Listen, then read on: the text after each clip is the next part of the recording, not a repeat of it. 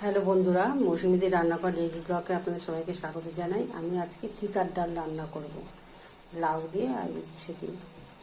এবার আমার ব্লগটা দেখতে থাকুন।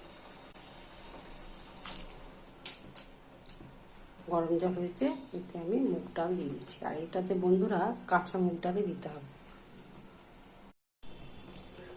বন্ধুরা এর মধ্যে লাউগুলো দিয়ে ডাল আর লাউ একসাথে সেদ্ধ হবে। কড়াইতে তেল দিয়েছি, তারপর উচ্ছেগুলো উচ্ছের সঙ্গে শুকনো লঙ্কা গোটা দিয়ে উচ্ছেকে ফোড়ন দিয়ে দিলাম। উচ্ছেটা ভাজা হবে আর ফোড়নটা ওটাও একটু ভাজা ভাজা দিয়ে হবে। উচ্ছেটা হালকা হালকা ভাজা করতে হবে।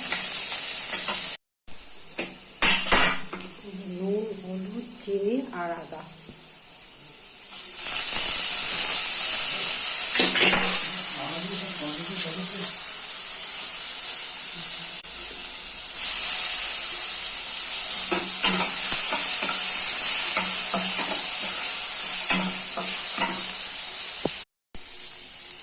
সব দিয়ে ভাজা ভাজা করছিলাম। এবার ডালটা ঢেলে দেবো। লাউ দিয়ে যে মুগ ডালটা সিদ্ধ করে রেখেছিলাম ঢেলে